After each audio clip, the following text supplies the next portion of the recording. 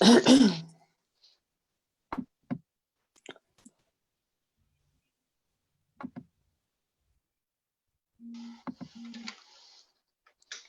dia, pessoal. Bom dia. Estamos em mais um bate-papo super gostoso agora de manhã, no sábado, né? Das mulheres na Liga.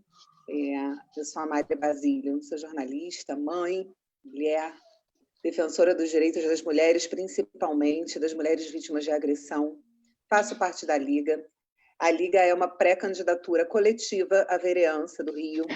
E nós somos em 4 mulheres, eu, Jana Bem-vindo, Kelly, Alice, e temos 2 rapazes, o Pedro e o Roberto. O Pedro está aqui com a gente.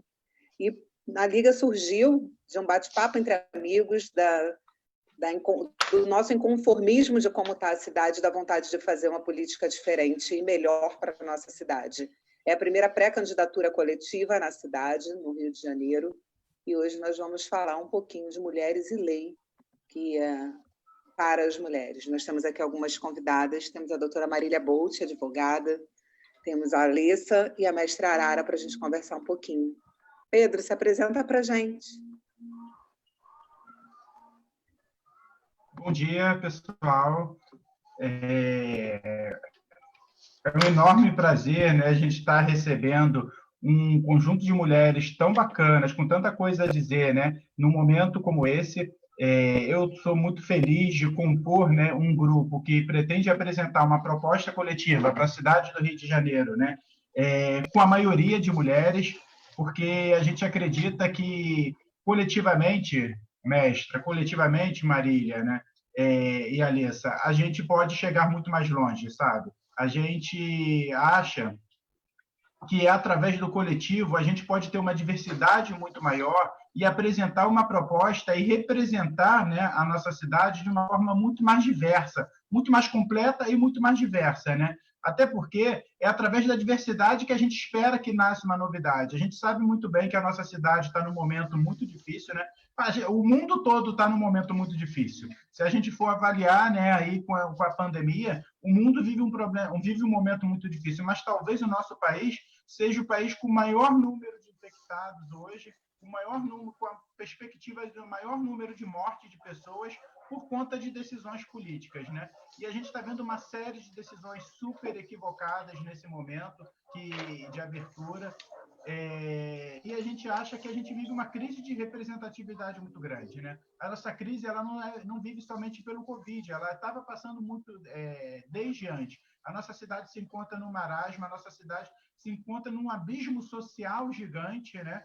Inclusive, eu acho que esse abismo é ético também, porque quando a gente vê, né, milhares de pessoas pela Dias Ferreira, que é o metro quadrado mais caro da nossa cidade, no Leblon, festejando, bebendo na rua, se aglomerando, né? Sem ter empatia pelas pessoas que estão morrendo, sem ter empatia pelas pessoas que estão doentes. É um festival de Covid aquilo ali, né? Então, eu arrisco dizer que a nossa crise não é só uma crise econômica, não é só uma crise política, é uma crise ética também, onde o povo mais pobre é quem está pagando o preço, onde o povo mais pobre é que está morrendo, e principalmente de mulheres, né? E esse debate aqui, para a gente, ele é de suma importância, porque acho que é dessa forma que a gente pode construir uma perspectiva diferente para a cidade. É debatendo, é chamando as pessoas, né, que têm o que dizer sobre a nossa cidade, sobre determinados temas, fazendo escuta acima de tudo, né? Então, eu estou aqui para escutar vocês, eu quero aprender bastante com vocês.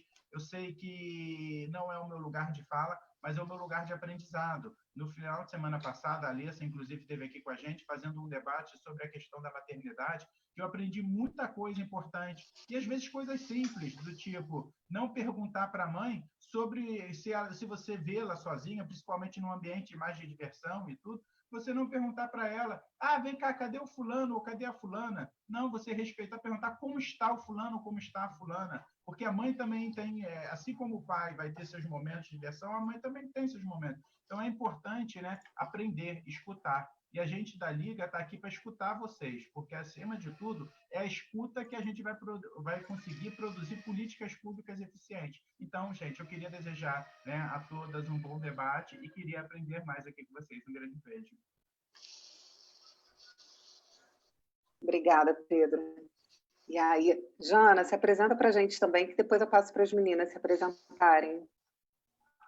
Bom dia a todos. Para quem não me conhece, sou Janaína Bem-vindo, mulher preta, capoeirista e, acima de tudo, uma militante que briga pelos direitos das mulheres, né? E que procura sempre mostrar, colocar as meninas para poder falar e denunciar mesmo.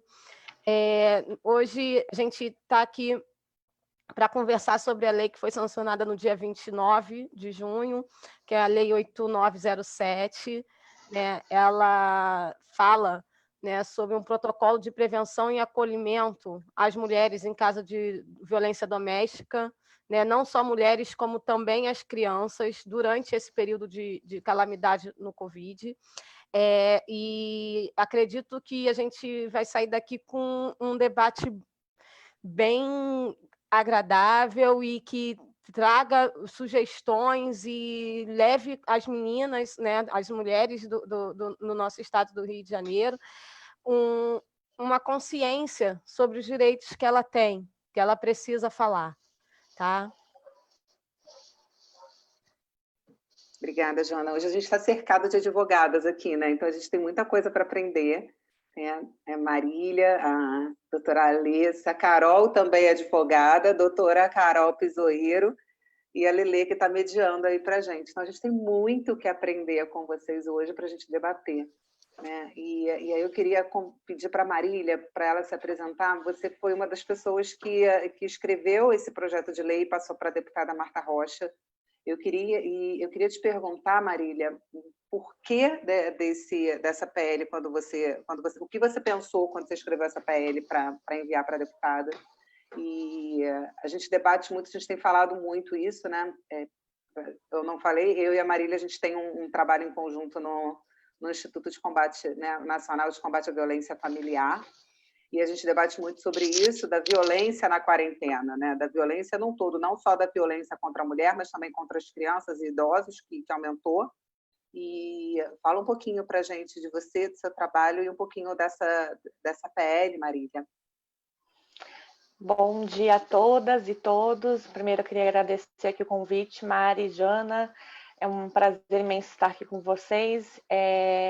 Bom, meu nome é Marília Bolt, sou advogada. Tem uma página, um projeto chamado Superação da Violência Doméstica, e eu acabo auxiliando muitas mulheres vítimas de violência durante a pandemia e muito antes da pandemia, né? Já tem aí 2 anos e meio que eu venho trabalhando de forma voluntária com essas mulheres, tanto no Facebook, Instagram, como no YouTube, como no site também, superacãovd.com.br. Bem, quando eu comecei a pensar nessas questões, né, de protocolo de atendimento, primeiro eu me inspirei um pouco em São Paulo, quando eu comecei a ler sobre o assunto. E a gente, por exemplo, hoje nós temos uma diminuição nos casos de registros de ocorrência aqui no estado do Rio de Janeiro, mas ao mesmo tempo nós temos um aumento de 22% nos casos de feminicídio. Ou seja, a gente vê menos pessoas procurando auxílio nas delegacias, mas ao mesmo tempo nós vemos o aumento do índice de mortes. Então, o que está errado? Né? E aí, por isso que o protocolo de atendimento é extremamente necessário, para que as vítimas realmente possam ser atendidas de uma forma com que elas possam receber e ser acolhidas pelo sistema. Lembrando que o sistema não compõe somente a delegacia, ela compõe o Tribunal de Justiça, que pode ser acessado pelo Ministério Público, por advogado ou defensor público, e também tem as redes de apoio, que são as casas das mulheres brasileiras, CEAM, Chiquinha Gonzaga, no município do Rio, e outros CEAMs estaduais também que existem dentro do município do Rio de Janeiro. E aí, como abarcar e como poder auxiliar essas mulheres, né? E aí, pensando, né, no que já estava vindo em São Paulo acontecendo, eu dei alguns toques, né? E aí, na verdade, a enfermeira Rejane, ela propôs em março, se não me engano, no final de março, um projeto de lei, também nesse sentido de protocolo. E aí eu tive uma live em maio com a Marta Rocha, enviei para ela o meu projeto de lei, nesse sentido, e aí ela é uma das coautoras, então acredito que ela tenha utilizado uma parte, pelo menos, daquilo que eu enviei, não ficou exatamente igual, mas tem muitas coisas que têm a ver com aquilo que eu realmente tinha colocado para ela. Então, é importante porque, assim, as pessoas fazem um registro de ocorrência hoje, vai para o juiz para medida protetiva ou não, né? E aí depende se a mulher pedir a medida protetiva ou não. Mas o município não fica sabendo normalmente desses casos. E aí, como oferecer programas para elas de apoio, ou como oferecer para ela psicólogo, ou qualquer outra coisa, se você não tem um protocolo de atendimento? Então, a ideia dessa lei é um protocolo de atendimento. E ela abarcou outras questões, né, maiores também, além desse protocolo de atendimento. Então, uma das principais vantagens que eu vejo, principalmente nessa lei, que era também o que eu tinha colocado na PL que eu tinha montado, era de que a Secretaria Estadual ficaria responsável por ligar por todas as mulheres que fizeram registro de ocorrência nos últimos 6 meses, oferecendo todo o aparato estatal, para que ela possa ter acesso a isso. Porque como ela vai procurar uma ajuda no estado ou no município se ela não conhece, né? Então, não tem muito como você esperar que ela busque auxílio se ela desconhece, né? Se muitas vezes as pessoas falam, não, vai num CRAS, vai num CREAS, e quando tem um aparato próprio para a mulher em situação de violência, né? E aí o estado e o município, por exemplo, também tem um abrigo sigiloso. Então, às vezes a polícia não sabe ter um atendimento humanizado como precisaria, né? E até quando eu mandei a PL para Marta Rocha, eu fiz 3 projetos de leis. Uma delas era voltado para a educação de todos os servidores estaduais em relação à violência doméstica. Porque aí nós temos delegados, inspetores que são estaduais, nós temos juízes, desembargadores que são também estaduais, e aí você tem uma série de pessoas que precisam aprender de forma rotineira sobre o assunto para que estejam atualizados e possam ser sensibilizados pela causa, né? Não adianta nada a gente falar assim, denuncie, e chegar lá ela for mal atendida, como acontece em muitos casos, né? Então, assim, quando eu fiz, eu separei até em 3 leis para tentar dividir e fazer funcionar, porque às vezes você coloca tudo na mesma lei e aí quando vai colocar em prática não consegue. E essa lei, além, né, dessa questão também da ligação e de oferecimento do serviço psicossocial, ela também fala sobre a questão de fornecer a questão de gás, de cozinha, deixa eu me lembrar aqui quais são os outros benefícios que foi colocado na lei, que eu não lembro todas de cor. Até porque ainda ela não está funcionando, porque ela precisa de regulamentação. Mas ela pode ganhar cesta básica, kit de higiene e outros produtos ainda, que dependendo da necessidade dela. E aí ela propõe esses tipos de serviços, né, esse projeto de lei que foi aprovado e já foi sancionado pelo governador. O problema é que não tem verba orçamentária para isso, e aí precisa de regulamentação de onde tirar esses benefícios para a mulher, né? E aí, nesse contato telefônico, deveria oferecer esses tipos de serviços para ela. A gente está no meio de uma pandemia, muitas mulheres não têm para onde ir. Teve um outro projeto de lei também que foi aprovado agora, não tem, acho que umas 3 semanas, voltado para o aluguel social para as mulheres vítimas de violência, mas pelo mesmo sentido dessa lei que foi aprovada, também ainda não está regulamentado, e aí, portanto, as mulheres ainda não fazem jus a esse aluguel social porque não está regulamentada. Então, o que a gente precisa urgente é de uma regulamentação pelo governador Witzel, e aí a gente tem toda essa questão também do impeachment, que também atrapalha, e enquanto isso, mulheres morrem, né? Enquanto isso, mulheres morrem, são mortes evitáveis, porque se a gente tiver uma política eficaz de prevenção, a gente consegue combater essa violência doméstica e esses feminicídios, mas a gente precisa abraçar essa mulher e mostrar para elas as opções que realmente existem, né? Que é possível sair desse relacionamento abusivo, que é possível superar esse relacionamento abusivo, e aí a gente agora depende muito dessa aprovação e dessa regulamentação. A aprovação já foi feita, né? Falta a regulamentação dessas 2 leis que seriam extremamente úteis, né, para que a mulher possa sair de casa, possa alugar alguma coisa e possa receber auxílio do governo para se reconstruir, para ter o que comer, para ter como cozinhar e ter onde morar. Então, essa seria mais ou menos a ideia no entorno dessa lei. Obrigada, Marília. Doutora Alessa, se apresenta para a gente, fala um pouquinho do seu trabalho também e dessa importância desse projeto de lei. A gente precisa que seja agora sancionado pelo governador, né? Regulamentado. Regulamentado. Obrigada. Bom dia, meu nome é Alessa, eu sou advogada. Vocês estão me ouvindo bem? Então, eu trabalho com o direito da mulher. Já estive aqui na semana passada batendo um bom papo com vocês e foi de grande produtividade também, falando da questão da maternidade. Eu sou mãe solo, já passei por um episódio de violência doméstica também. E assim como eu passei, hoje eu trabalho ajudando essas mulheres que passaram por violência doméstica e faço disso um trabalho social muito importante também para mim, como mulher e como também é uma questão de amparo social, tá? Essa lei, ela vem num momento em que as mulheres estão dentro de casa, numa pandemia, sofrendo o maior tipo de abuso que podemos imaginar. É uma mulher que está acuada dentro de casa com o seu abusador, sofrendo muitas vezes, na sua grande maioria, a violência psicológica e a patrimonial, porque esse homem está desempregado, ou está com a sua renda reduzida, a mulher, na maioria das vezes, perdeu o emprego ou não está empregada, então ela está super vulnerável, né?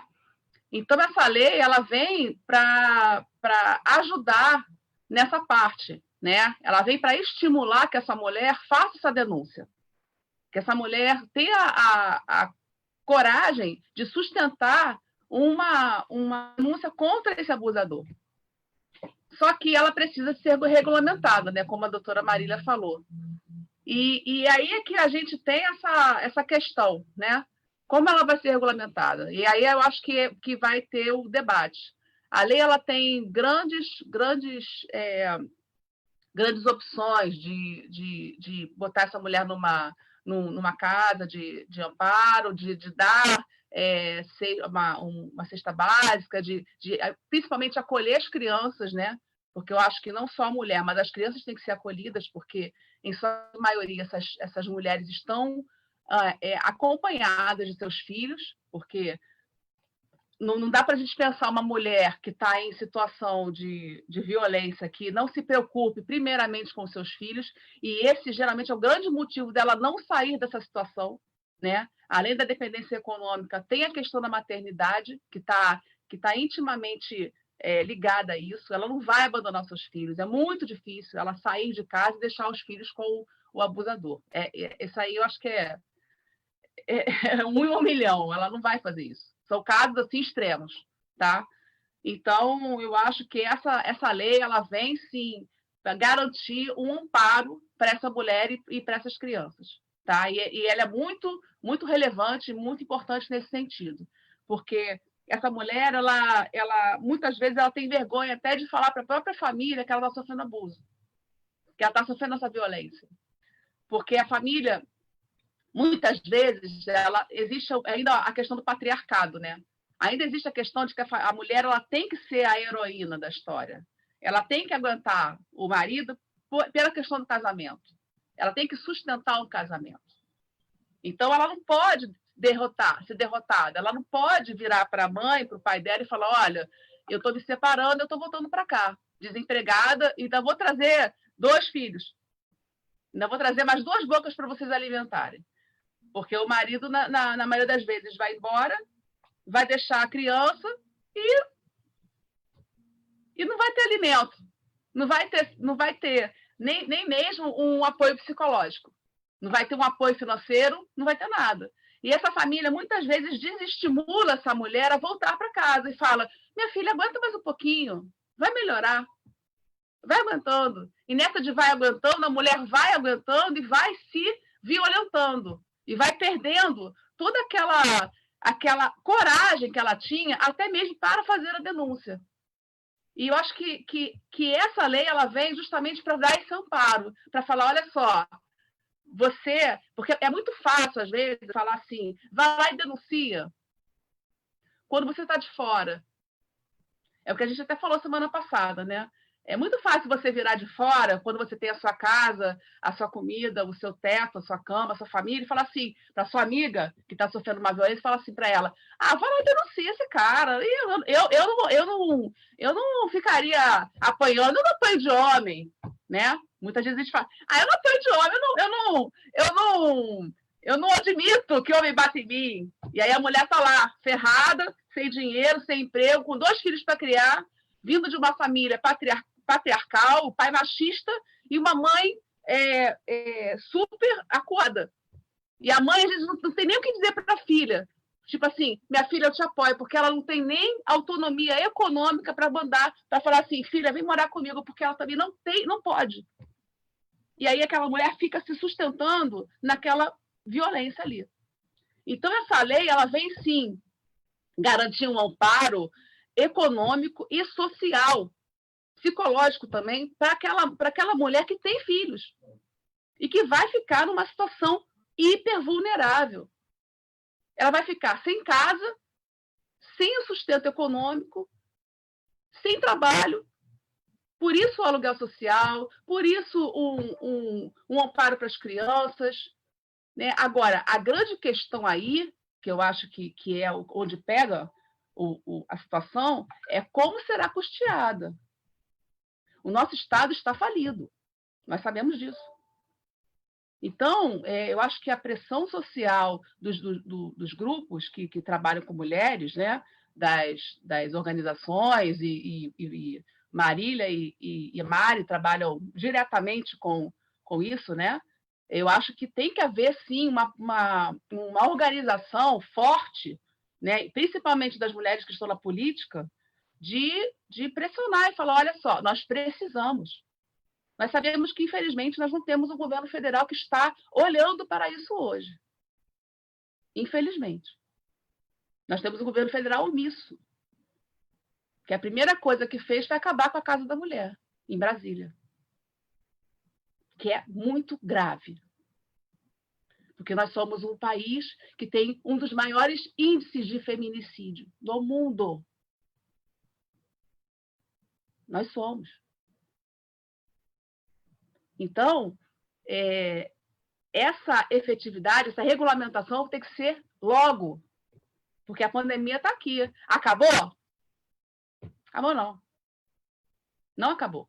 Ela deu um refresco. Está todo mundo aí na rua, né? Igual o Pedro falou, né? Saindo, se divertindo no Leblon lá. Mas, até quando? Daqui a pouco vai voltar. As pessoas estão sem emprego, sem trabalho. E essas mulheres estão aí, sofrendo. Então, eu acho que esse debate ele precisa ser instaurado rapidamente. Essas mulheres, elas têm que ser resgatadas. A gente tem que ter pressa. Porque o patriarcado não quer saber. O patriarcado não quer saber. Nem dos negros, nem das mulheres, nem das minorias, dos homossexuais e trans. E ainda tem os trans, que agora estão sendo abarcados pela Lei Maria da Penha. Graças a Deus. Porque ainda tinha esse preconceito de que os trans não eram abarcados. E eram violentados e era um terror. Né? Mas agora a Lei da Maria da Penha está abarcando eles também.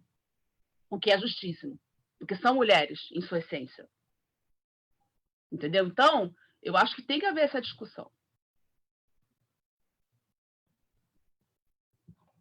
Obrigada, doutora Alessa. Nada. Falar agora com Bom Dia, mestra Arara. Mestra Arara, capoeirista, estudante de assistente social, militante dentro e fora das rodas de capoeira pelo direito da mulher.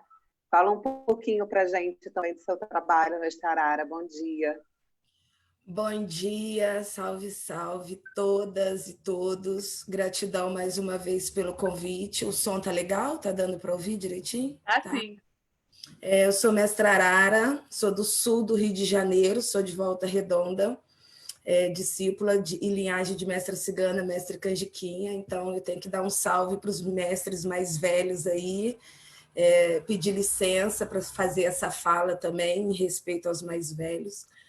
O meu trabalho hoje na capoeira Eu pratico capoeira tem mais ou menos 40 anos e desenvolvo um trabalho na minha cidade tem 20, 25 anos, mais ou menos.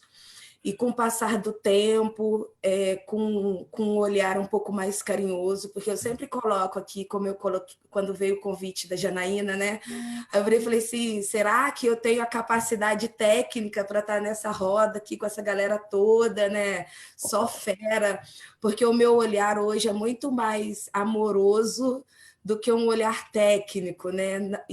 Então, esse olhar técnico eu deixo especificamente para essas profissionais feras, esses profissionais. Então, o meu papel hoje é, pelo menos, eu sempre falo isso, né? A gente tem que tentar nos fortalecer para que outras que estão nos vendo, que estão nos acompanhando, se sintam fortes também, né? Assim como a gente dá exemplos e vocês dão exemplos do que já aconteceram com vocês, que a gente não quer que aconteça com outras. Então, o meu olhar é um pouco esse é o cuidado, né? A gente tem um trabalho grande com famílias. Eu falo que hoje o meu trabalho são com famílias da capoeira, não só com o aluno, especificamente o menino ou a menina, mas a gente tenta trazer a família. E quando a gente tenta trazer a família, é justamente para isso, para a gente detectar. Nosso trabalho é um pouco de formiguinha, né? Porque a gente não tem uma rede tão ampla ou apoiadores tão conscientes desse problema ou dessa problemática social que a gente tem. Né? Então, não quando se diz assim, a capoeira, vai colocar capoeira naquela escola, ou naquela comunidade, ou naquele bairro, pensam na capoeira em si, pura pernada, ou na atividade física. Né? E aí eu tenho que, eu falo que eu tenho que vender o meu peixe, né? E aí eu tenho que explicar com muito carinho e amorosamente que o meu trabalho vai muito muito além da atividade física, que é detectar essas problemáticas sociais. E essas problemáticas sociais, a gente trabalha com um grupo de minoria, que a gente sabe, a gente tem a realidade, como, né, vocês colocaram aqui agora, dessas dificuldades sociais que a gente tem dentro de casa, que vai reproduzindo, né? E vai reproduzindo. Então, o nosso cuidado é fazer com que esse menino, essa menina que estão vindo, não reproduzam o que eles estão vivenciando hoje. Então, é a gente amenizar o que está acontecendo hoje. A gente não sabe se a gente vai conseguir entrar dentro da casa ou dentro daquela família, né? Então, a gente vai tentar amenizar essa situação. E isso só com exercícios de fala, trazer a rede, né? trazer essas leis para as discussões, quando a gente consegue, dentro dos grupos familiares, dar esse respaldo e fazer com que esses meninos, essas meninas não reproduzam isso para frente. Então, é um trabalho de formiguinha, como eu falei, um trabalho de consciência, e a gente tentar trazer essa rede, essas leis, esses amparos para a gente. Ontem, né, eu estava... As duas notícias que mexeram comigo também, eu assisti no jornal, e aí mais uma parceira, mais uma mana, né, sofreu feminicídio ontem, foi assassinada pelo parceiro, né, ele dentro do carro, falando que tinha, né, enforcou, estrangulou, né, a companheira. Mais um caso na estatística que a gente tem real sabedoria, que fora as que a gente não está sabendo, né? Que é por minutos aí que a gente sabe disso. E o segundo caso de ontem, as ruas estarem lotadas, né? Os bares abertos, aquela aglomeração, que eu fiquei assustada. Eu falei, gente, o que está acontecendo, né? Assim, com a população. Então, é isso. Eu quero só agradecer, dizer que a minha participação aqui hoje, espero que tenha...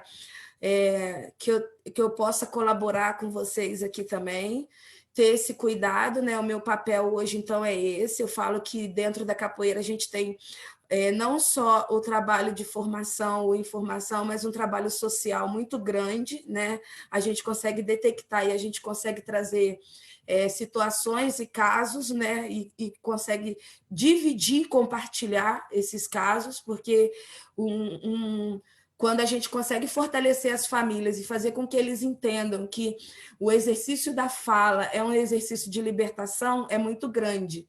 Então, quando você consegue se libertar dizendo, você dá ferramenta para que outras famílias, outras pessoas também consigam se libertar. Então, esse é o nosso papel hoje aqui.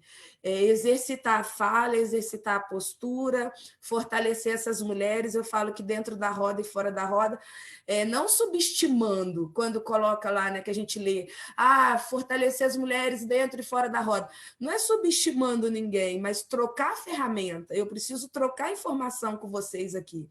Esse bate-papo, essa troca aqui, vai me fortalecer com a minha fala, para eu reproduzir isso nos meus grupos, né? Fazer com que elas se sintam fortes. Espera aí, existem outras pessoas também que estão no mesmo movimento, que estão na mesma situação, que estão na mesma condição, e conseguiram, então eu também posso conseguir. Então é isso, montar estratégias, montar formas para que a gente consiga nos posicionar, nos libertar, nos transformar, o que for, tá bom?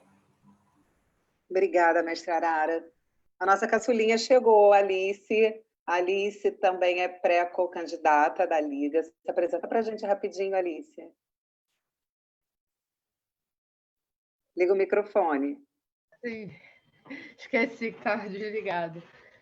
Meu nome é Alice Rodrigues, eu tenho 23 anos, sou mãe, sou publicitária e também sou militante aí, referente aos temas de mulheres negras, direitos humanos, a saúde da mulher.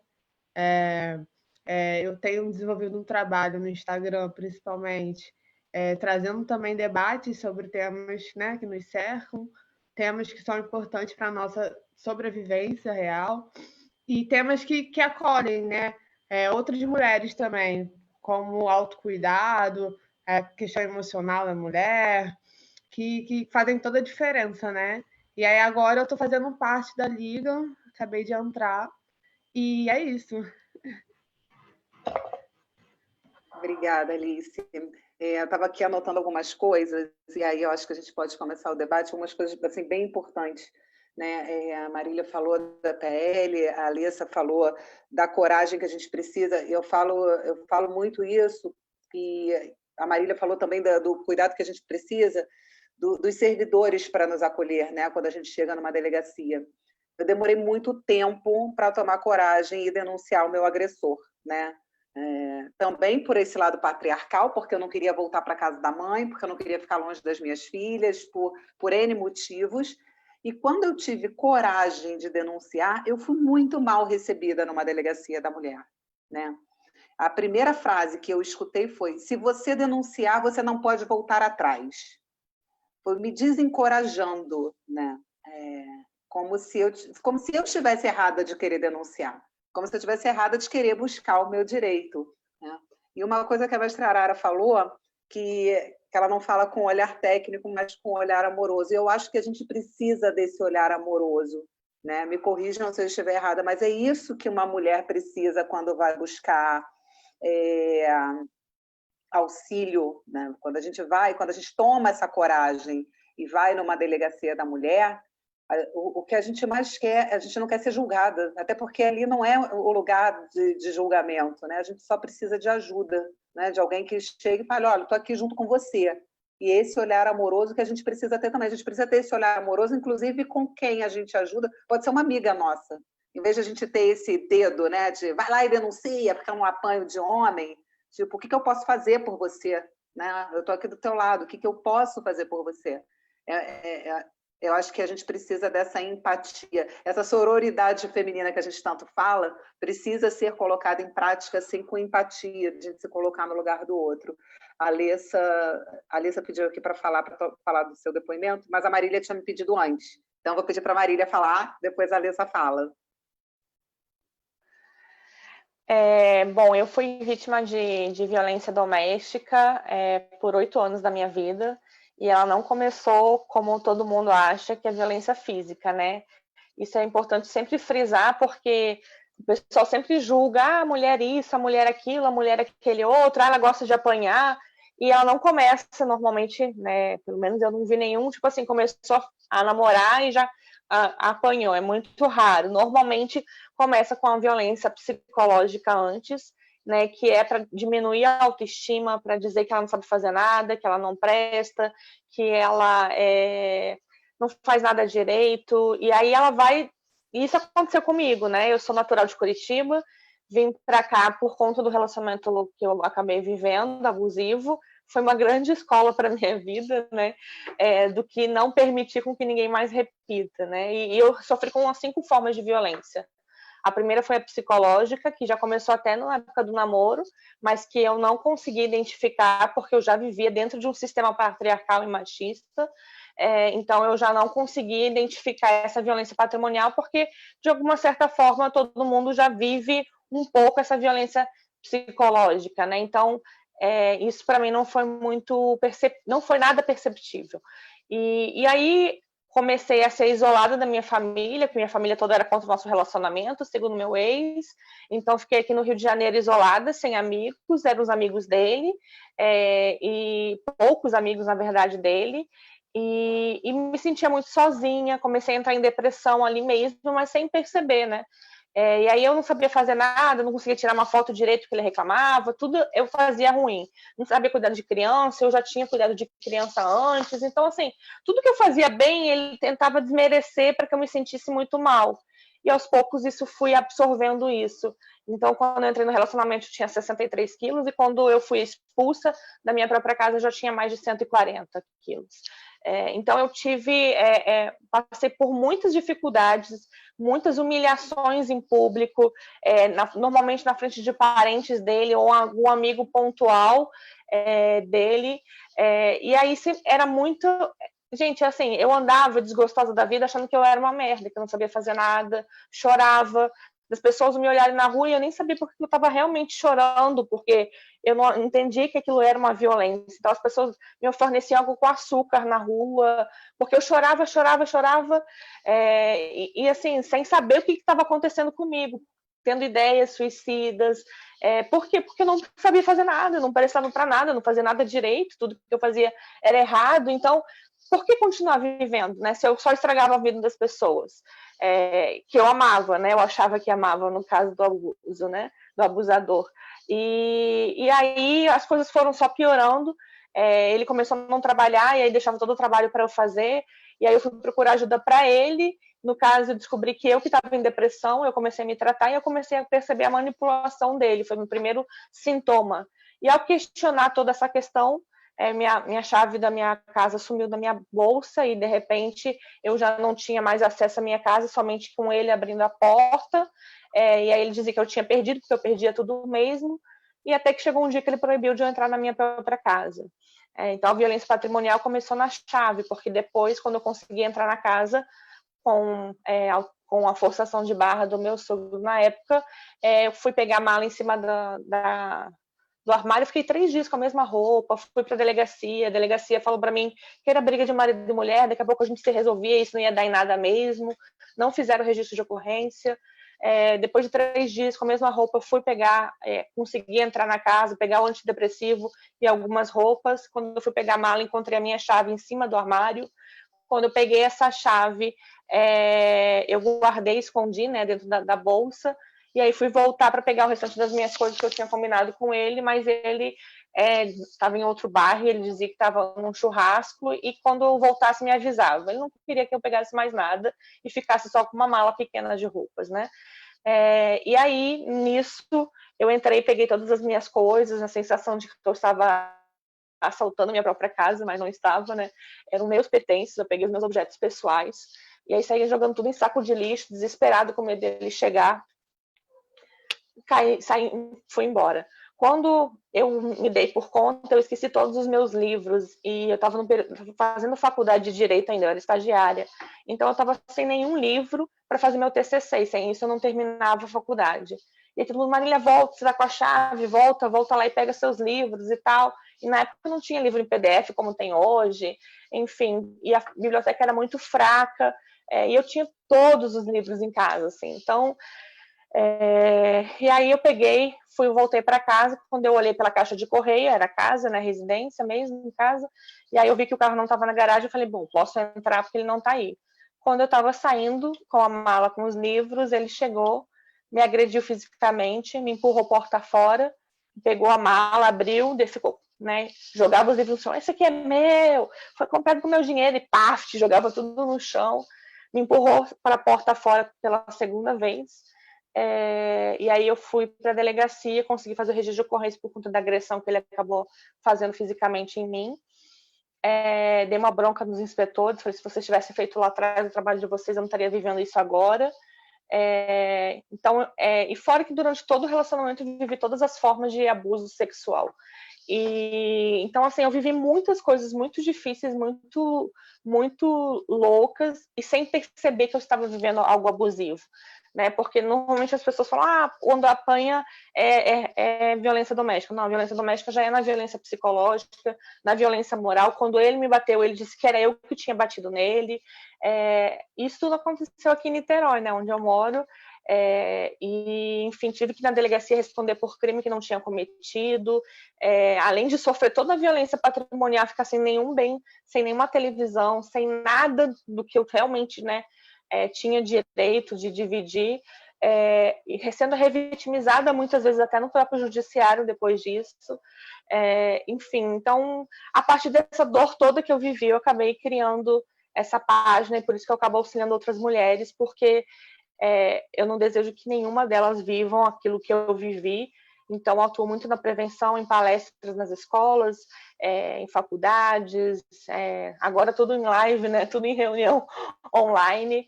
E também trabalho muito auxiliando elas a conseguirem romper e também depois de superar, né? Porque existe toda uma construção e desconstrução, construção da identidade, desconstrução dos abusos sofridos, da sua própria personalidade, de quem elas realmente são. E eu vivi esse período, foi muito difícil, porque eu não tive ninguém para me orientar, eu tive que ir tateando e aprendendo sozinha de como me reconstruir no meio, né, de ter esse inferno todo que eu acabei vivendo. Permaneci aqui, terminei a faculdade, não reprovei nenhuma matéria, passei na prova da OAB antes da minha colação de grau, enfim, atuei na OAB aí também como coordenadora por 1 ano e meio, no grupo de trabalho de enfrentamento à violência de gênero até o final, até semana retrasada. Enfim, eu venho trabalhando em vários lugares, estou conselheira hoje também no Conselho Municipal dos Direitos das Mulheres, no município do Rio de Janeiro. Enfim, então eu tenho me tornado realmente uma apoiadora da causa e uma militante da causa em prol de todas, né? E é importante porque essa questão até da prevenção não agrega só as mulheres, e por isso também é muito importante de nós termos aqui homens, né? O Pedro está aqui com a gente também nessa discussão, porque é importante que os homens estejam conosco nessa discussão, porque eles também foram inseridos dentro de um ambiente machista, misógino, preconceituoso, e é importante que eles também estejam nessa participação, porque os homens tendo uma nova consciência, nós produzimos uma sociedade melhor para todo mundo, né? E o que eu mais gosto de ver nas palestras são isso, de ver essas pessoas, né, homens muitas vezes, e eu recebo quase mensagens de homens quase que diariamente, assim, elogiando, parabenizando, dizendo como isso foi importante para ele, porque muitas vezes ele viu a mãe sendo agredida em casa. Muitas vezes ele está reproduzindo aquilo de uma forma inconsciente, então quando você traz luz sobre aquilo, ele consegue repensar e ressignificar isso tudo, né? Isso é tão importante, por isso também o trabalho da mestra Arara é fundamental e maravilhoso, porque quando você faz esse trabalho de formiguinha, eu faço um trabalho de formiguinha, Mari faz um trabalho de formiguinha, Alê faz um trabalho de formiguinha, quando a gente vê, a gente está um exército gigantesco transformando vidas, né? E é isso que eu acredito, que realmente também é a minha missão de vida, assim como de muitas aqui. Muito obrigada. E a gente vê, né, Marília? Só fazer um pouco. Eu também queria fazer. Só uma colocação rápida, Janaína, Claro. até porque quando a Marília fala, o Pedro tem que estar aqui, né, os homens tinham que estar aqui, na verdade, eu acho que esse não é um debate para mulheres, esse é um debate para homens, porque, em regra, claro que tem agressões também, violências domésticas que são feitas pelas mulheres, mas a regra que existe, né, o 99% são feitos de agressões de homens para mulheres. Então, esse debate, na verdade, é um debate para homens, né? para que não para se conscientizarem, mas na verdade para ver que estão cometendo crimes, né? E acho que esses crimes têm que ser punidos. Não é assim, não é se talvez os agentes lá policiais, etc., que você foi conversar e tivessem feito a primeira denúncia, como é o seu direito, porque você não estava pedindo nada demais, como é o seu direito, né? Você não teria passado talvez por tudo que teve que passar, ou pelo menos passaria por bem menos, né? Então, acho que esse debate não é um debate de mulheres, é um debate para homens. É um debate que os homens tinham que estar assistindo e um debate que os homens têm que entender as consequências, porque violência contra a mulher, violência doméstica é crime, não é brincadeira, não é coisa para se tratar entre homem e mulher, não é coisa para se tratar dentro de casa, é coisa para se tratar na polícia, como qualquer crime deve ser feito. Eu só queria concluir, o Pedro falou exatamente bem do que eu queria dizer, e só para dar uma conclusão, a Marília tocou num ponto, logo no início da fala dela, que pouca gente presta atenção nisso. A violência, ela não inicia no primeiro tapa, ela se inicia com as falas, e muitas vezes as mulheres passam um ano ouvindo coisas e passando por situações onde elas já estão sendo violentadas e não percebem. Eu falo muito pouco sobre o assunto, assim, eu me exponho muito pouco sobre o assunto, mas eu também vim de um casamento onde eu fui durante muitos anos violentada, e na maioria do tempo, essa violência foi psicológica. Antes de sair o primeiro tapa, eu vivi uma pressão psicológica muito grande, do tipo, você não sabe fazer nada, e era eu que fazia tudo. Eu saía para trabalhar enquanto o meu ex-marido ficava em casa, e eu tinha obrigação de manter a casa arrumada, deixar tudo pronto, e ainda chegar com dinheiro, e ai de mim se não tivesse um dinheiro para ele sair para beber no final de semana, né? E dentro de roda de capoeira, porque ele também é capoeirista, e dentro de roda de capoeira, ai de mim se eu entrasse numa roda de samba de roda após a roda, né, eu estava dando mole para os outros homens na roda de capoeira, e se eu tentasse me arrumar um pouco, eu adoro me maquiar, eu sou o tipo de pessoa que, acho que vocês já perceberam, eu gosto muito eu gosto de me maquiar, e era eu me arrumar e dizer, nossa, não adiantou nada, tem que nascer de novo. Então, assim, essas violências marcaram muito mais. E quando partiu para a física, né, e é uma coisa que, infelizmente, muita gente ainda diz, é briga de marido e mulher. Muitas vezes, muitos amigos nossos viram acontecer e ninguém se meteu, né? E ir para a delegacia e você faz o boletim de ocorrência e vê que aquilo ali não vai dar em nada. Então, assim, essa lei é uma grande vitória, né? Então, assim, uma coisa que a gente tem que prestar muita atenção é que às vezes você está em casa, tu está vivendo um relacionamento maravilhoso e aí do nada você escuta coisas do tipo, sem mim você não teria conseguido nada disso. Isso já é uma violência. Você já está diminuindo a mulher, você já está começando um processo de violência que, se não se fizer nada para poder mudar isso, pode virar uma coisa catastrófica depois. É só isso que eu queria completar. E é interessante que as histórias se repetem, né? A gente vê assim, só mudam os personagens, porque eu estava escutando a Marília falar, aí eu escuto a Jana falar, e parece que eu estou revivendo tudo aquilo que eu já vivi. E a Marília, quando falou de depressão, eu me lembro, esses dias eu estava até falando sobre isso, quando a gente fica muito mal. A Marília engordou e eu emagreci demais. E eu acho que é importante a gente frisar bem essa lei também e brigar por essa regulamentação, porque a gente precisa ter o lugar para ser acolhida. Quando eu me lembro que eu estava um dia indo trabalhar, porque eu precisava trabalhar, porque eu precisava botar dinheiro em casa, porque eu precisava bancar as contas, e uma conhecida me encontrou no metrô e ela falou a seguinte frase para mim: você está horrorosa. Naquele momento, a única coisa que eu queria era me jogar na frente do metrô, né? Um anjo apareceu na minha vida, uma outra amiga, que por acaso era irmã dela, e me deu um abraço. E ainda bem que tinha essa pessoa do lado para me dar um abraço, porque eu poderia ter me jogado na frente do metrô naquele momento, porque eu já me sentia um lixo, né? Eu já me sentia mal. Aí alguém ainda fala para você está horrível. E a gente precisa ter esse cuidado quando a gente vê uma mulher, às vezes, que não está se cuidando, que está com a autoestima baixa, para a gente ter o cuidado porque ela não está apanhando porque ela quer, ela não está sendo agredida em casa porque ela quer, né? A Alessa pediu para falar. Bom, eu também vivi uma experiência muito significativa na minha vida que me marcou para sempre, né? E eu não sei se tem tempo para falar. Tem tempo para falar? Queria perguntar para a mediação aqui. Tem, né? Pode falar. Eu só queria, Alessa, que a gente tentasse colocar isso voltado para essa lei mesmo, que a gente conseguisse debater sobre isso, né? Sobre essa importância, porque também a Marília falou também, você também comentou sobre isso, que hoje as trans e a população LGBT também já podem ser atendidas pela Lei Maria da Penha, e isso é muito importante, mas que a gente consiga falar sobre isso. Eu vou ser breve, vou ser breve, tá?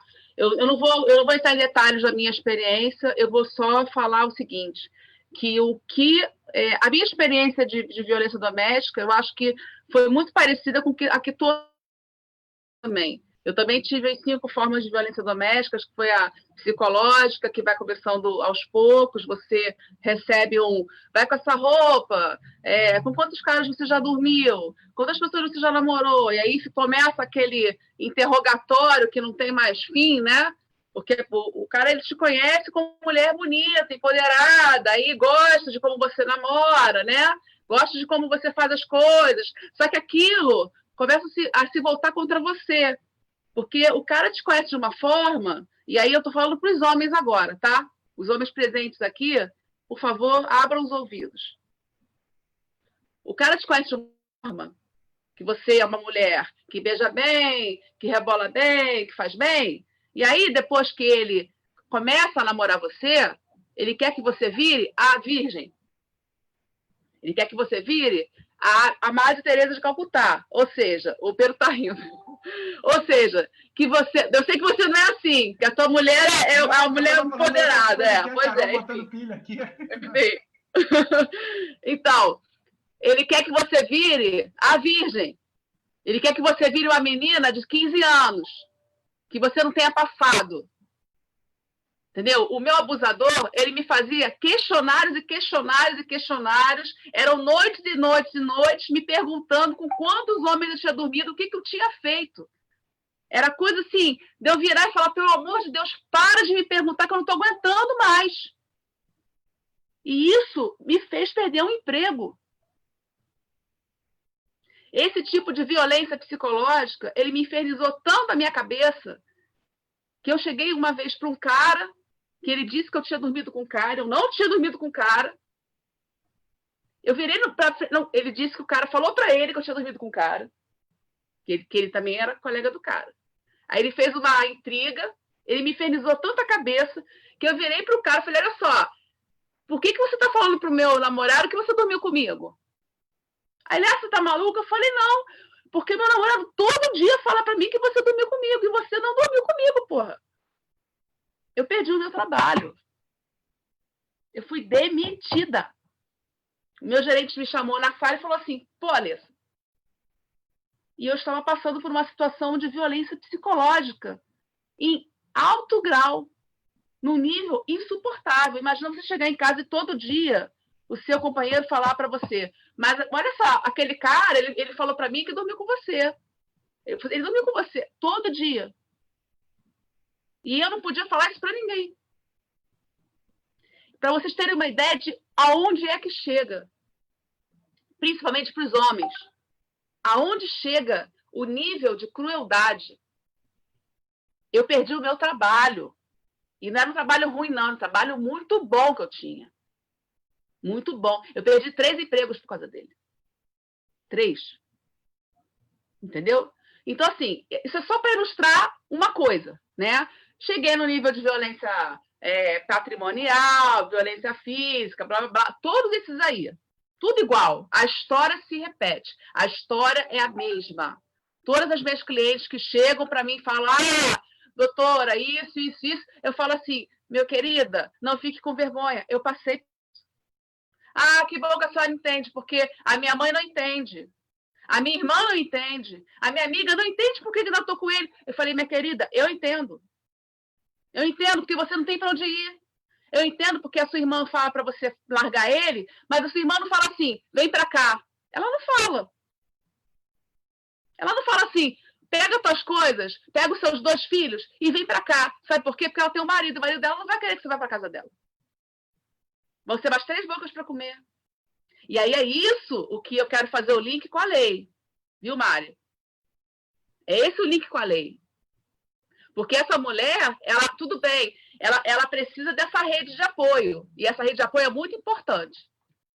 Eu só consegui denunciar o meu abusador com uma rede de apoio que eu tive de um grupo anônimo. Que existe um grupo anônimo, depois, se alguém quiser, pode me contactar no meu Instagram. Eu vou deixar, pedir para o Pedro depois botar meu Instagram aí no chat, tá? Lá no meu Instagram de advogado. Eu faço parte de um grupo também de mulheres, são só mulheres. E quando eu comecei a frequentar esse grupo, foi que eu tive forças para denunciar o meu abusador. E aí, esse grupo me deu apoio. Eu não tinha coragem de voltar para casa da minha mãe. Não tinha. Minha mãe foi criada no patriarcado. Quando eu falei para minha mãe que eu estava sofrendo uma violência psicológica, porque eu não falei tudo, ela falou, sabe o que para mim? Minha filha, você não está cuidando bem do seu marido. Ele fala para mim que você não faz janta. Aí eu voltei, tipo, caralho. O dia que eu liguei para minha mãe, que ele tinha apertado o meu pescoço e ficou a mão dele aqui, eu tirei uma foto, tava o dedo dele aqui, ó. Eu sou branca, né? Aí fica aqui o dedo, tava o dedo dele marcado aqui. Eu tirei uma foto e mandei para ela. Eu tava embaixo do meu prédio, eu consegui pegar a chave, porque ele guardou a chave dentro do quarto. Aí eu entrei o apartamento que eu morava, a janela era uma porta. Então eu consegui abrir a porta, pegar minha chave, igual uma prisioneira, sabe? Ele pegou meu celular, aí eu peguei meu celular, a chave, saí de fininho, saí do prédio, liguei para minha mãe desesperada. Mãe, aconteceu isso, isso e isso. Vim na casa da minha mãe. Minha mãe, mas tem certeza que você quer ir na delegacia? Tem isso. Alguns fatores familiares, tá? Que não me convém agora abrir aqui. Coisas de família.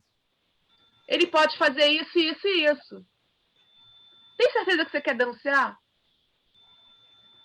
Aí eu... Tá bom.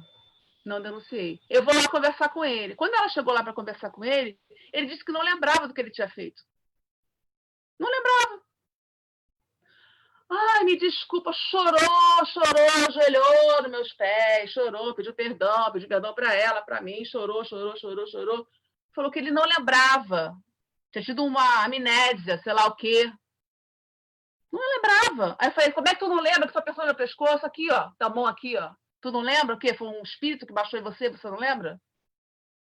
Não lembrava. Aí eu entubei e continuei.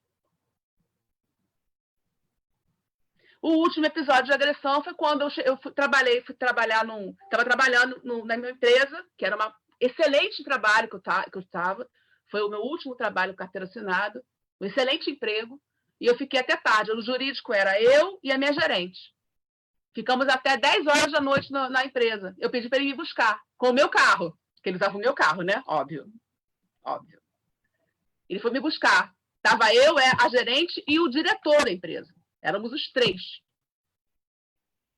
Quando eu entrei no carro, ele falou assim, quem estava com você? Aí eu falei, eu, a gerente e o diretor. Aí ele estava te comendo? Aí eu, oi? Para ver a importância, né, e a grande vitória que é para nós mulheres, né, essa lei. A mestre Arara tem uma dúvida, né, mestre? Pode... Isso. Então, eu li a lei, né? Quero ler novamente, porque eu falo que eu tenho que ler, reler, para a gente entender, né? Assim, então eu não posso falar muito. Quando a Janaína me mandou, né? Eu dei uma lida, dei uma relida, mas a gente ainda precisa exercitar, né? Eu acho que é assim, para a gente. Eu gostaria de saber com vocês, assim, de que forma. Lei é lei, a gente sabe, né? A partir do momento que ela é sancionada, ela vai ser aplicada, né? Ela tem que ser executada. Mas como que pode haver uma fiscalização ou um cuidado para saber se realmente isso tudo está acontecendo? Por exemplo, eu não posso mais falar, infelizmente, abertamente, onde aconteceu esse fato que eu vou colocar para vocês agora, mas porque assim, eu tive uma perseguição muito grande por um bom tempo, e era uma perseguição um pouco pesada, então eu tive que parar de falar um pouco para dar uma acalmada, né? Porque eu precisava e as pessoas precisam de mim fisicamente, então eu precisava me manter viva, então eu tinha que parar de falar um pouco sobre isso. Mas eu vou falar o que aconteceu, só não posso falar onde que aconteceu mais e quem são as pessoas. Assim. Mas eu estava uma vez em algum lugar, num outro lugar, andando na rua tal, e vi uma mulher sendo agredida pelo marido, né? Pelo companheiro. E o que na verdade, a primeira coisa que me fez parar foi uma criança, uma menininha de 5 anos, que ela estava com os 2 joelhinhos todo esfolado, porque ela foi correr com medo da discussão do pai e da mãe, e ela capotou na rua, caiu e esfolou os joelhos. E aí ela estava chorando muito na rua, e eu passando, eu parei, né?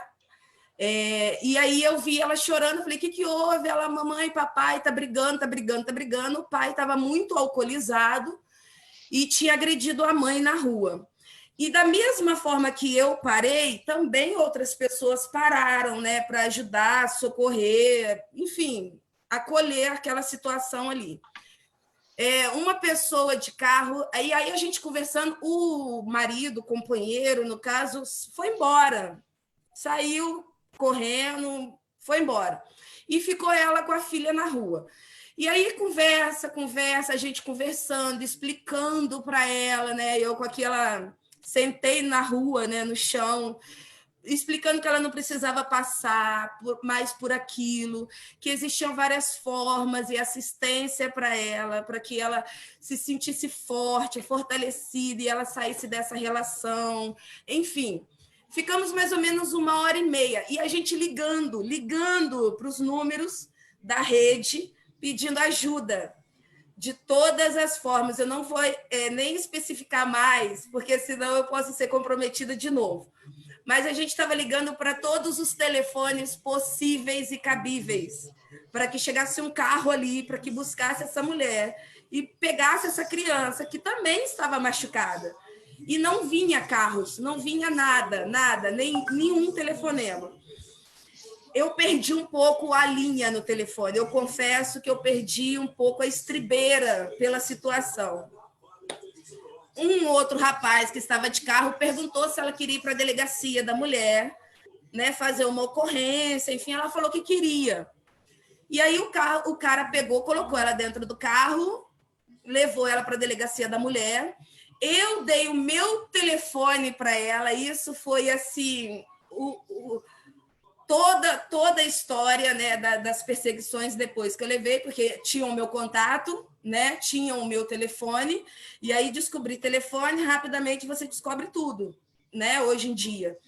E aí eu dei o meu telefone para ela, para essa mulher, para que se ela precisasse de alguma ajuda, algum caminho, né, eu falei, eu não sei se eu vou conseguir resolver, mas pelo menos eu vou te encaminhar para os lugares onde a gente precisa procurar ajuda. E ela foi para a delegacia, foi levada por esse outro rapaz que estava na rua. Uma meia hora depois, uns 40 minutos depois, eu estava em casa, meu telefone toca. E aí, dentro da delegacia da mulher, não tinha nenhuma delegada mulher, eram só homens. E aí, um dos senhores responsáveis virou e falou assim, vem aqui agora senão eu mando um camburão para te buscar. Falei, mas aqui aonde? O que está acontecendo? Você precisa vir aqui agora, nessa casa que eu estava, né? Enfim. E aí eu levantei e fui para essa delegacia, desse lugar que eu estava, e tipo, aí quando eu entrei, já começou uma agressão verbalmente muito grande em cima de mim. Quem é você? Quem você pensa que é? Essa mulher está aqui, ela não sabe por que ela está aqui, ela não sabe por que ela veio para cá. Quem é você para se meter na vida dela? Quem é você? Assim, eu fui... E aí ele começou a me ameaçar. Eu acho que eu vou deixar você presa aqui uns 2 dias. E aí eu já pensando, falei, caramba, onde que eu tô? O que eu vou fazer? Como que eu vou agora lidar com essa situação? A minha sorte que na casa que eu estava, a pessoa foi junto comigo, né? E a pessoa, tipo, já estava ligando para advogado, tipo, Arara vai ficar presa aqui, o cara não vai deixar ela sair de jeito nenhum. Então, assim, o que eu quero dizer, assim, esses cuidados, a gente sabe que não funciona de todas as formas, a gente sabe que a gente não pode generalizar, a gente sabe que essas coisas em certos lugares, né, em certos locais, em certas cidades, funcionam de uma forma, funciona de outra.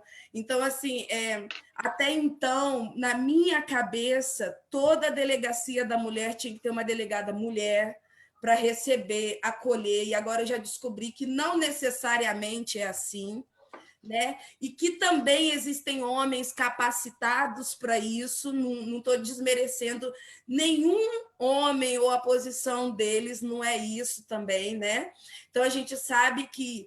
Então, de que forma que vocês podem colaborar para nós, mulheres, e essas mulheres que a gente tem, sabendo que essa lei está vindo, que a gente possa ter esse cuidado por qual caminho procurar, se realmente vai funcionar, de que forma a gente, como sociedade civil, a gente consegue ajudar e colaborar nessa fiscalização, quais os meios, porque, assim, nessa cidade, eu vi que eu não tinha ferramentas para buscar uma discussão ou o entendimento de que uma delegacia de mulher naquele local e naquela região precisava de uma mulher delegada. Ali, naquela situação e naquela região, não podia ter um homem. Então, de que forma que a gente consegue avaliar, entender, filtrar e fazer com que isso aconteça de uma forma legal? Essa é a minha dúvida. Não sei se deu para entender aí ou se eu atropelei um pouco aí. Marília pediu para responder, a Alessa também, né? Isso.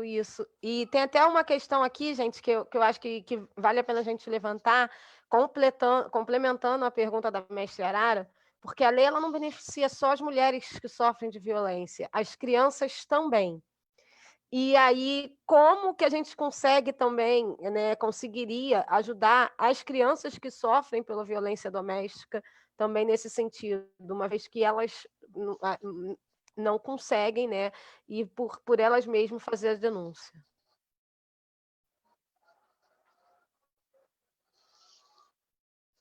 Posso começar respondendo, então? Bom, vamos lá, por partes. Primeiro, o que aconteceu com a Arara, sinto muito que tenha acontecido contigo, completamente um absurdo. E a primeira coisa que deveria ter sido feita era fazer uma denúncia, no mínimo, na corregedoria, porque ninguém pode ser acusado de auxiliar alguém, até porque é uma obrigação pela própria Lei Maria da Penha, que a sociedade é responsável por auxiliar aquela mulher, né? Não estou falando que ninguém tem que colocar sua vida em risco, mas a gente pode auxiliar ligando no mínimo para o 190. Outra coisa que eu queria deixar bem registrado é que 180, que muita gente fala, denuncie e liga 180. Não, 180 não faz denúncia. Ele pode até fazer um registro como se fosse uma denúncia, mas essa denúncia nunca vai chegar na delegacia. Então, não adianta ligar para 180 se você está precisando de urgência. Urgência é 190. Polícia Militar, e aí a viatura deveria ir, né? Só que, não sei se todo mundo aqui já ligou, eu já liguei para 190 algumas vezes por algumas questões, e normalmente demora uma certa quantidade razoável de tempo, né? nós temos hoje a Patrulha Maria da Penha, que são viaturas responsáveis. E aí, por exemplo, aqui em Niterói e Maricá, uma única viatura com 2 policiais, normalmente mais são mulheres. A lei também fala que a gente deve ser atendida preferencialmente por mulheres, não obriga homens, não obriga mulheres, até porque ainda nós não temos tantas mulheres nesses espaços de poder, de delegadas, por exemplo, que supra essa necessidade. Essa é a resposta que as delegacias têm dado. Como fiscalizar a aplicabilidade da lei? Essa lei, por exemplo, que a gente está falando, ela é uma lei, não é de uma lei de aplicação imediata, não é porque ela está sancionada que ela tem aplicação imediata. Ela precisa de dinheiro para que ela seja aplicada, então ela precisa ser regulamentada. Então, não tem como a gente fiscalizar a aplicação dessa lei que a gente está discutindo se a gente não tem uma regulamentação, porque a gente não tem de onde vai sair o dinheiro para esse tipo de ação da secretaria. Então, não tem como a gente fiscalizar uma coisa que não está regulamentada. É por isso que a pressão deve ser muito grande no governador para que ela seja fiscalizada. Os órgãos que respondem, né? Você poderia ter feito, por exemplo, mestre, uma denúncia na corregedoria da polícia, ou poderia até fazer uma denúncia no Ministério Público para que ele fosse investigado, porque ele jamais poderia te ameaçar de prisão por não ter feito nada. Ainda que, de repente, você tenha, né, não sei exatamente quais são as palavras que foram ditas por telefone, o que foi dito, no máximo vai responder por injúria, calúnia, difamação ou algo do tipo, e não por uma prisão, que nunca ensejaria uma prisão, até porque não foi pego nem flagrante. Né, não foi pego ali você fazendo o ato e a autoridade policial te viu agredindo ou fazendo algo para ser preso ali naquele momento. Então, foi totalmente arbitrária tudo que você viveu, completamente equivocado, né? Não sei quanto tempo passou sobre isso, pode já ter prescrito, então depende de quanto tempo isso aconteceu.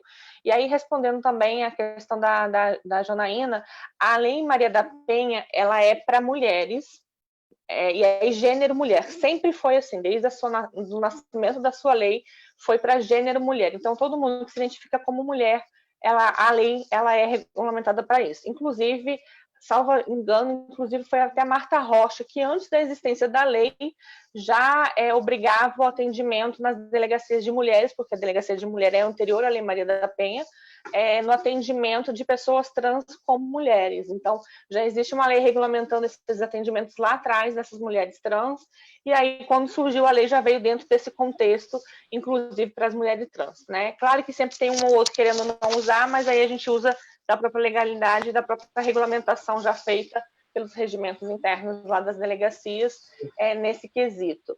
Em relação à criança, normalmente a gente aplica o ECA, que é o Estatuto da Criança e do Adolescente, e aí o ideal é que fosse encaminhada essas denúncias para o Conselho Tutelar, né?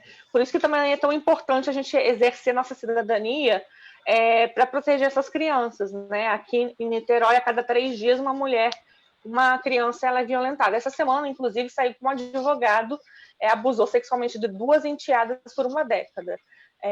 Um advogado, né, que sabe dos seus direitos e sabe daquilo que a lei não permite. Nem precisa, porque todo mundo sabe que é errado, né?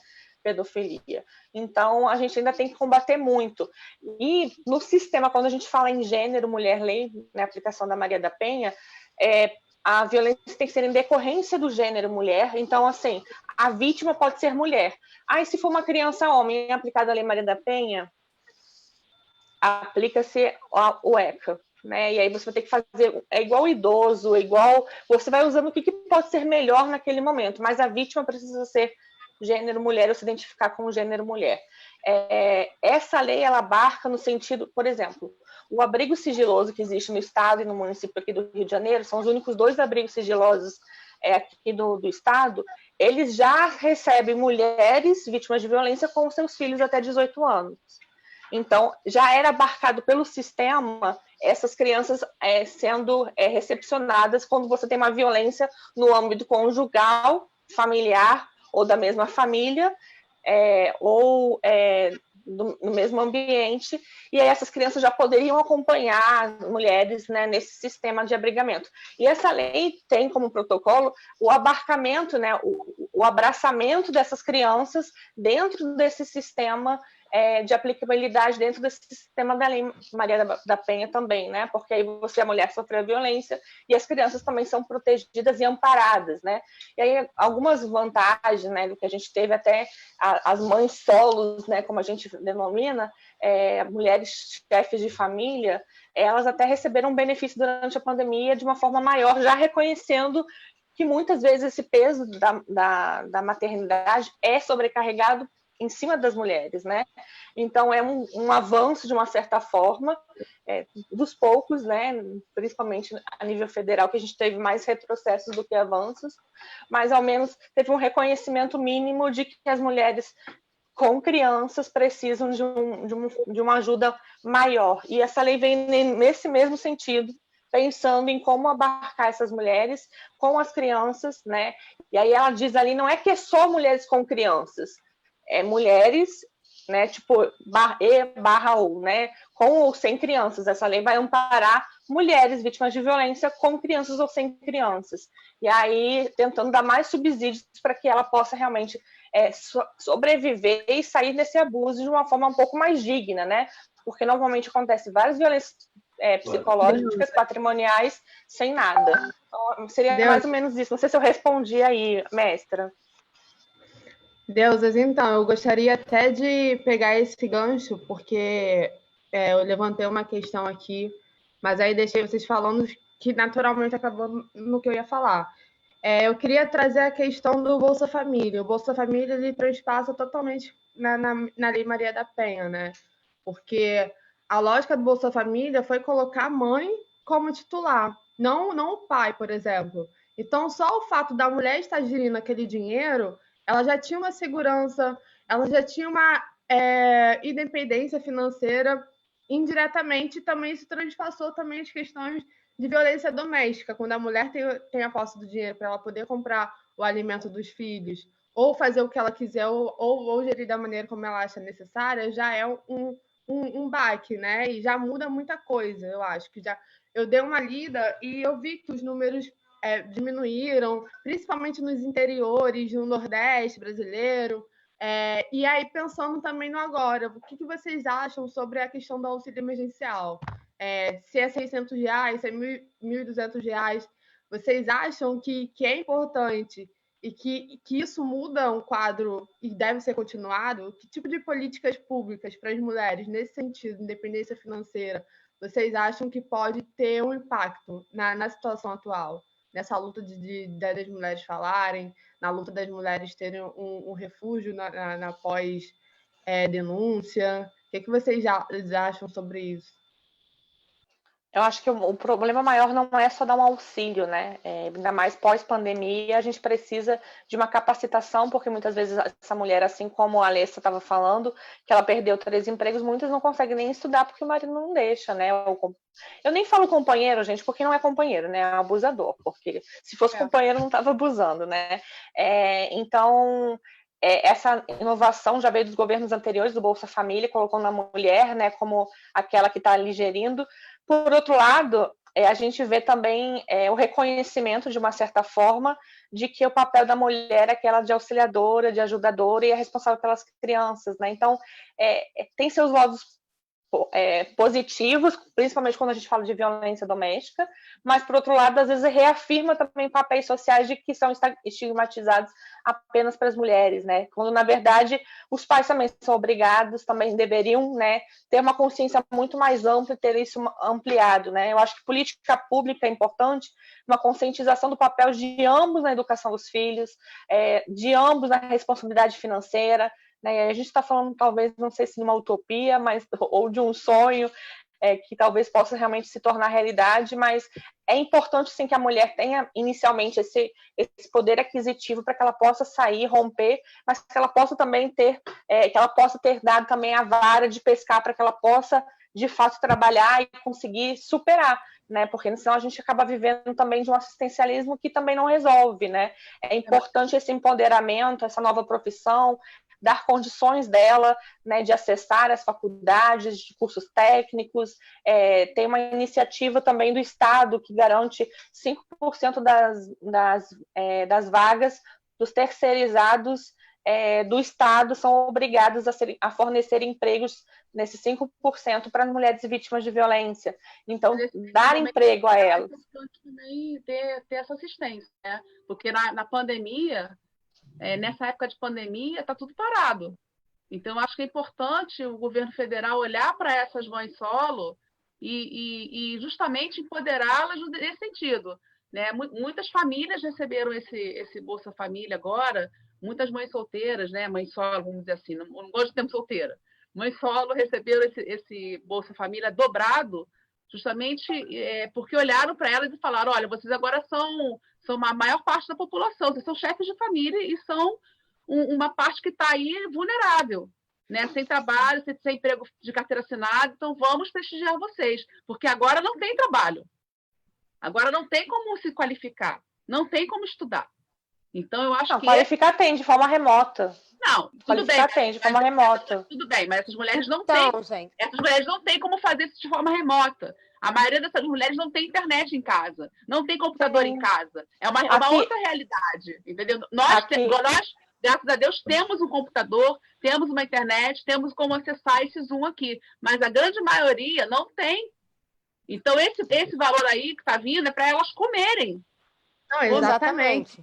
Independente, se não tem coisas básicas. Assim, eu acredito não tem como a mulher pensar no que ela vai produzir, não tem como a mulher pensar em estudar, não tem como a mulher trabalhar. Exatamente, não tem. Ela tá preocupada em comprar produtos de limpeza para limpar a casa dela, para não deixar o filho dela ficar doente, porque ela sabe que se eles forem parar no hospital público, é deadline, é morte. Entendeu? Mas, por exemplo, aqui em Niterói, por exemplo, eu faço parte do grupo de trabalho de enfrentamento à violência durante o Covid. Nós conseguimos uma parceria com o BID, Banco Interamericano, e nós estamos fechando ainda algumas parcerias, e o banco vai contratar diretamente, e vai vir um pendrive com acesso para essas mulheres que não têm acesso a computador, que não têm acesso de uma forma offline, auxílio e capacitação. Então, ter como fazer, tem. A questão é ter vontade política para fazer alguma coisa. Concordo que o auxílio agora, eu estou falando pós-pandemia, né, nessa questão de capacitação, nessa questão toda de emprego, de empregabilidade. Agora, durante a pandemia, tem que ser assistencialista, não tem outro jeito, porque senão não tem como ela realmente sobreviver. Mas o que eu citei aqui foi pós-pandemia, precisa de capacitação, empoderamento, emprego para essas mulheres e cursos de capacitação. Eu vou dizer mais para você, eu vou dizer mais, eu vou falar mais, eu vou ser mais profunda, tá? Eu acho que não basta capacitação, não. Eu acho que o que tem que acontecer é ter emprego. Porque não adianta, nós sabemos aqui que as mulheres são muito mais capacitadas do que os homens. Eu estou falando muito mais agora e pós-pandemia. Porque não adianta você disponibilizar curso gratuito. Até que essa mulher não tem nem dinheiro de passar. Essa mulher está preocupada ainda como é que ela vai arrumar emprego para poder suprir todas as demandas que a pandemia trouxe. Porque também o que acontece? O que acontece também? Real, assim, interior, sabe? Isso não é igualdade, isso não é equidade, porque não tem essa chance, entendeu? A gente não tem essa chance, porque a gente não tem o mínimo do mínimo, a gente não tem 10 reais no bolso às vezes. E esse dinheiro faz total diferença. Vamos voltar também na questão da semana passada. Com quem que essa mulher vai deixar o filho dela? Para poder trabalhar? Eu acho também que mais do que... Tudo, tipo assim, entendeu? Eu acho também mais do que capacitar essa mulher, que muitas já estão capacitadas, porque a mulher estuda. A mulher, ela se vira. Ela limpa a casa, ela toma conta do filho e ela ainda estuda de madrugada. A mulher é osso. Ela é osso duro de roer.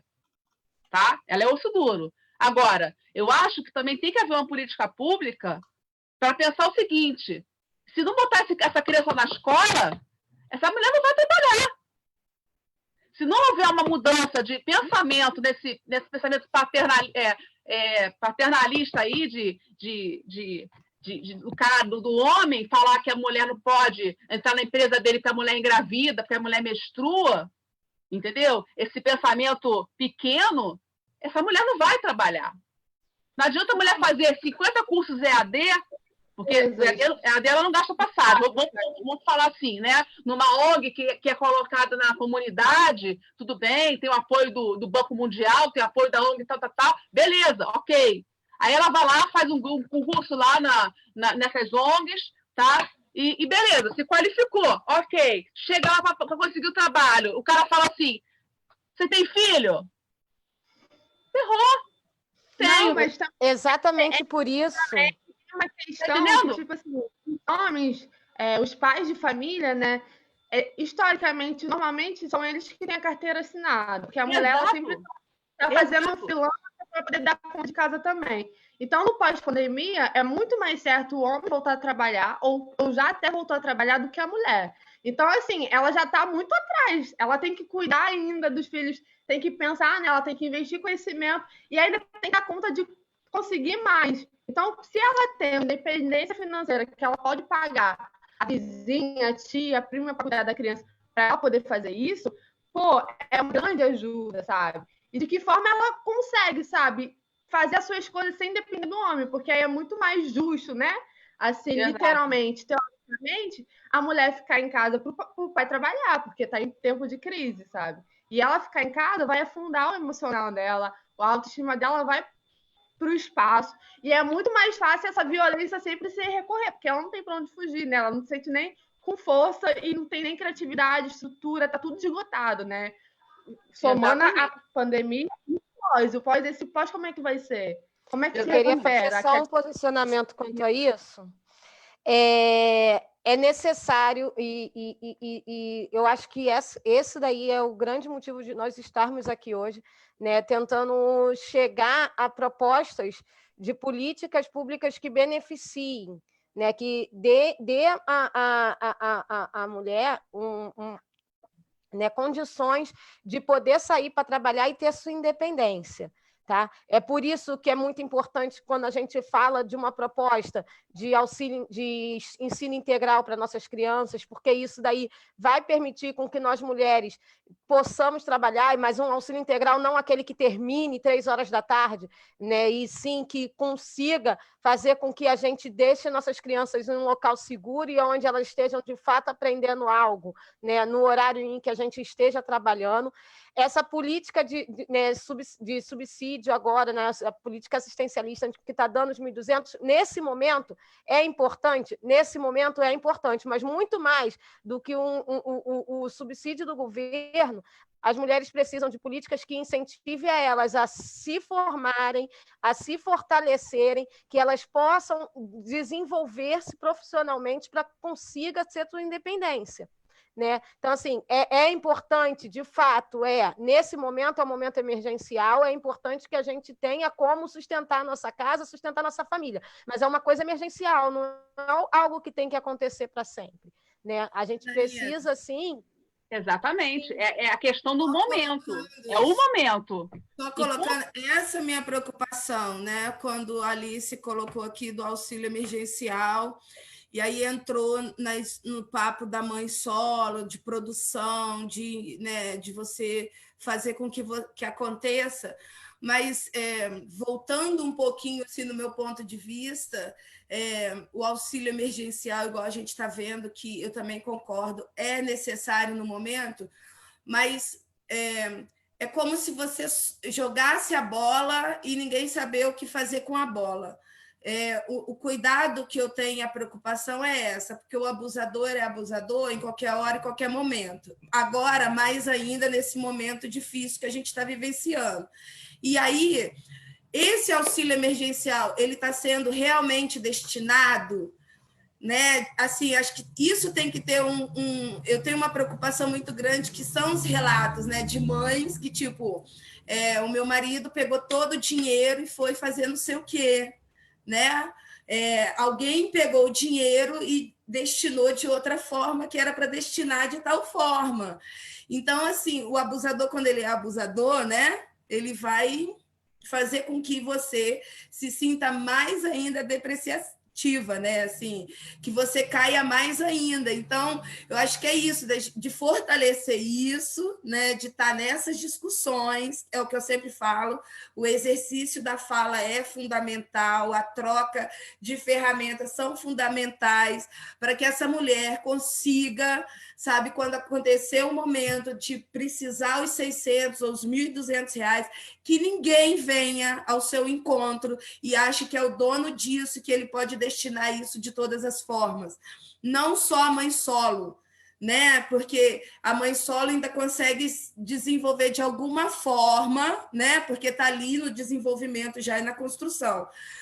A mulher com o seu abusador, como que ela vai se fortalecer para que esse dinheiro que está entrando, essa emergência que está entrando, seja destinado para dentro do seu lar, com o seu filho, com a sua família.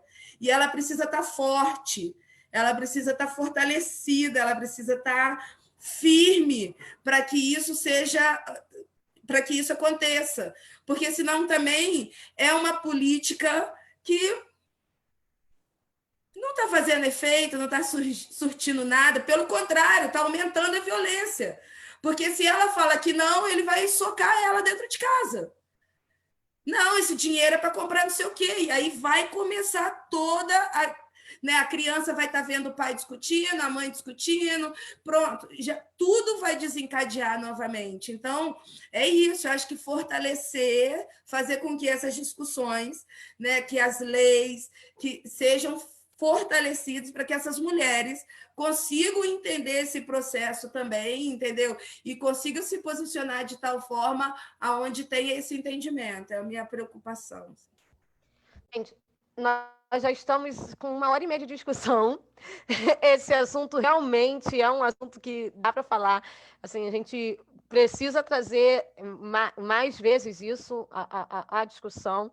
É importante que a gente fale sempre e que traga sempre novas ideias, novas cabeças. Acho que nós aqui tocamos em pontos bem importantes, né? Como a questão de como que a gente vai fazer agora a pressão para a regulamentação da lei, para a aplicabilidade dela.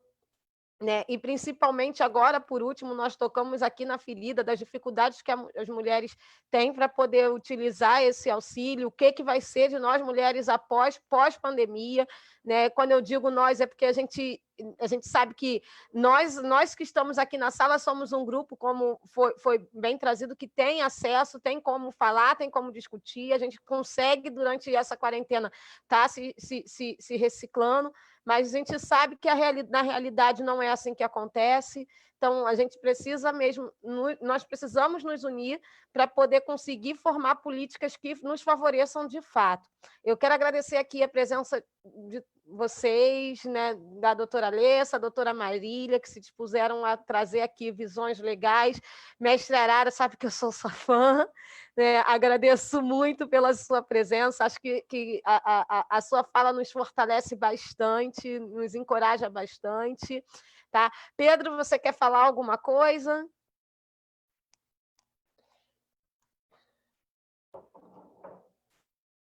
Só precisa ligar o microfone. Pois é, estava tentando aqui. Quero agradecer mais uma vez por poder estar presente no debate de vocês, por poder aprender um pouco.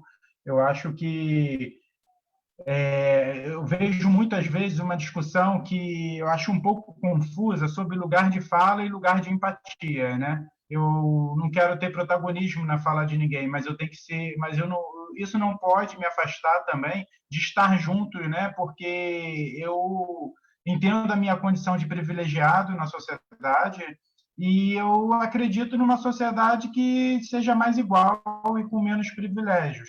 Então, para isso, eu acho que às vezes é importante a gente se colocar no lugar, né, do outro. E para se colocar no lugar do outro, é necessário você escutar, é necessário você saber o que o outro pensa, né? Então, eu sou muito feliz de poder participar desse debate aqui com vocês, de aprender um pouco mais com vocês. Coisas, às vezes, que são óbvias, né, mas que precisam ser ditas, porque para o outro não é.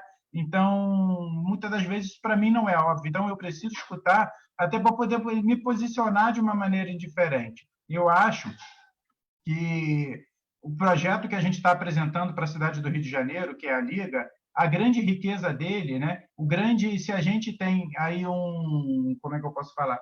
Se a gente tem algum diferencial, é justamente o fato de poder estar construindo esse processo de escuta. Ninguém detém o conhecimento sozinho, ninguém nasce sabendo, né? Por mais que a gente esteja, né, cheio de certezas, eu acho que é muito mais rico quando a gente coloca as nossas dúvidas, né? É da dúvida que nasce a novidade, é da dúvida que nasce coisas novas. Então, quando a gente coloca um projeto como esse coletivo, e principalmente um projeto de escuta, de estar fazendo esses debates, eu acho que aí está a nossa maior riqueza, né? Porque é dessa forma que a gente vai construir alguma coisa mais diversa, um projeto mais diverso. E eu queria deixar o convite aqui para vocês também. Hoje vou estar fazendo, né, aí já um pouco mais o meu lugar, né, de expertise, um debate sobre leitura. A gente acredita muito que a leitura pode mudar o mundo, né, que através da leitura a gente pode construir um mundo diferente. Então, nós vamos estar fazendo um debate, mediar leitura, mudar o mundo, né? Com duas especialistas, né, no tema, que é a Lúcia Lino, que é uma bibliotecária, a Lúcia Moraes, que é uma artista, né, contadora de histórias indígenas fantástica, que eu sou muito fã também, e o Cláudio Chames, que criou uma página super bacana chamada Viciados em Livros. Então, vocês estão convidadas a participar, né, desculpe, a professora Dilma Mesquita também, que faz um trabalho fundamental. Ela coordena, né, a cultura do Colégio Pedro II, coordena as atividades culturais dos colégios Pedro II. Então, vocês todas estão convidadas aqui, todo mundo que está assistindo a gente também no Facebook está convidado. Às 15h30 está fazendo mais um debate aqui com a Liga. Grande beijo, gente. Obrigado. Gente, também quero agradecer, foi ótima discussão. Eu acho que esse tipo de discussão leva a outras discussões, né? Que a gente é muita demanda e uma coisa acaba ligando a outra, porque é um assunto bem amplo e que atinge muitas mulheres de diferentes formas. E eu também aproveito para poder convidá-los também. Hoje eu vou fazer uma live, que é uma live de casal, e vai ser eu e meu companheiro, nós somos um casal interraciais, e a gente vai estar conversando com um casal LGBT. É o Wesley e o Vinícius. A Wesley é uma mulher trans e o Vinícius trabalha na secretaria. E a gente está trazendo todos esses assuntos, né? De que forma nós, mulheres, somos transpassadas com os privilégios brancos, privilégios de homem e tal. E se vocês quiserem participar e debater com a gente também, vai ser super enriquecedor. E eu deixo já essa deixa. E é isso. Vai ser às 15h no meu Instagram. Eu vou colocar aqui se vocês quiserem também.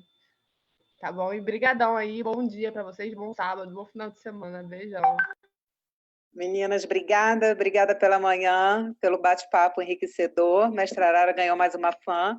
Alessa, já vou lá te catar, vou lá te seguir agora. Marília, muito obrigada, sempre pela disponibilidade. E é sempre muito bom discutir ideias e aprender, que a gente sempre aprende com as nossas discussões. Obrigada, Jana, Alice, Carol e Pedro. Um beijo grande para vocês. Um bom sábado. Gente, muito obrigada a todos que assistiram. Mestre, a doutora Alessa, a doutora Marília, querem se despedir? Eu queria agradecer a oportunidade, mais uma vez, falar que eu estou muito feliz de estar aqui. Agradecer a doutora Marília pelas excelentes explicações, por esse projeto, por essa lei que é maravilhosa e que virão outras, né? Porque uma pessoa tão importante para a gente aí, que virão com certeza mais garantias para essas mulheres em situação de vulnerabilidade. Eu me sinto muito bem representada, viu? Muito obrigada, doutora. Muito obrigada pela sua presença, enriquecendo a nossa luta, né? Porque a luta de cada uma de nós é muito importante. E esse trabalho de formiguinha, ele vai fazer muito barulho ainda, porque é uma coisa que esse patriarcado ele tem que ser destruído, ele vai ser destruído. Ele vai ser destruído, eu tenho fé nisso. Tá? Esse sofrimento vai acabar. Quero agradecer a Janaína, a Mari, eu quero a mestra Arara, que é uma pessoa linda, uma luz maravilhosa, eu já virei sua fã também. Pedro, muito obrigada por enriquecer esse debate, por estar aqui. A sua presença é fundamental. Por estar representando os homens aqui, né? Porque eu acho que todo homem tem que ouvir, todo homem tem que assistir essa live falando da violência doméstica e também ter esse olhar compreensivo, né? E se todos os homens fossem como você, o mundo seria muito mais bacana, vamos dizer assim, entendeu? Se todos os homens tivessem esse olhar, não haveria nem por que a gente está fazendo essa live hoje. Tá? Muito obrigada pelo seu olhar aqui. Carol, meu beijo. Não estou conseguindo ver a carinha linda dela hoje, mas um grande beijo, Marina. Beijo para sua filha. Meninas, muito obrigada. Ela aí! Lindona. Tá? Muito obrigada pelo convite. E assim, sempre que vocês precisarem, eu estou à disposição. Com muito, muito carinho. Tá? Muito obrigada. Agradeço aí o convite, agradeço aí essa live incrível, acho que foi muito enriquecedora, trouxe muito conhecimento e muito aprendizado, né, mútuo, assim. A gente sempre sai um pouco melhor de cada conversa dessa. Parabéns pela iniciativa, por esse coletivo. Quem precisar e quiser falar comigo, pode me encontrar nas redes sociais da Superação da Violência Doméstica. Estamos aí realmente para somar, auxiliar e empoderar mais mulheres, porque elas realmente precisam e a gente está aqui para isso mesmo, auxiliá-las de toda forma que a gente puder, de tudo que a gente puder fazer, a gente vai continuar fazendo, para que nenhuma, né, por nenhuma menos, para que esses índices de violência se tornem zeros, assim, esse é o nosso sonho. Um beijo no coração de cada um que está assistindo, um beijo de todo mundo que está aqui, e muito obrigada pela oportunidade. Não vou falar o nome de todo mundo, que acho que a gente já está há bastante tempo, mas um beijo enorme em cada um de vocês. É um prazer imenso. Menina, Tchau, deixa eu só falar um negócio aqui que eu esqueci. A live fica salva, tá no Facebook da Liga. Quem quiser depois compartilhar no Facebook da Liga Rio 2020. E também durante a semana nós vamos estar subindo ela para o YouTube, para o nosso canal no YouTube, e aí a gente envia o link para vocês palestrantes, tá bom? Então a gente manda depois para vocês aí, se quiser, aí pode divulgar, pode cortar falas, enfim. Usa como quiser, porque a gente tem que divulgar esse tema, tá bom? Bem. Vou só agradecer, então, bem rapidamente. Gratidão, mais uma vez, a todas, todos. Gratidão pelo convite. Realmente, assim, a gente está no movimento de todos os dias aprender um pouco mais, né? Nós somos seres em movimento. Então, se nós somos seres em movimento, a gente espera que nós nos movimentamos, né? Cabeça, corpo e tudo. Então, queria dizer para as meninas, para as mulheres, que vocês não estão sozinhas, estamos aqui e estamos com vocês. Então, por favor, não se sintam sozinhas, nem nesse momento e em situação nenhuma. Saiba que estamos aqui para o que der e vier, e o que não der e o que não vier também nós vamos estar. Então, gratidão a vocês. Eu vou pedir a benção aos meus mais velhos, licença aos mais novos, para a gente estar encerrando também. Janaína, mais uma vez, gratidão. E eu estou super fã de todos vocês também. Então, muito obrigada por estar partilhando, compartilhando e vivenciando esse momento com vocês. Só gratidão. Obrigada. Sendo, gente, amanhã tem o Se Liga na Cultura, tá? A gente vai estar debatendo, conversando sobre a capoeira, que é uma arte genuinamente brasileira. Mestre Arara, convida seu pessoal para estar amanhã. Amanhã a gente está com o mestre Berg, mestre Edivaldo Baiano e mestre Bárbaro, conversando sobre a capoeira no Rio de Janeiro, sua história e sua luta dentro da cidade do Rio de Janeiro, tá? Então, convido todo mundo para estar presente. Será amanhã às 16h30. 1000 beijos, gente. Tchau. Muito obrigada por terem nos assistido.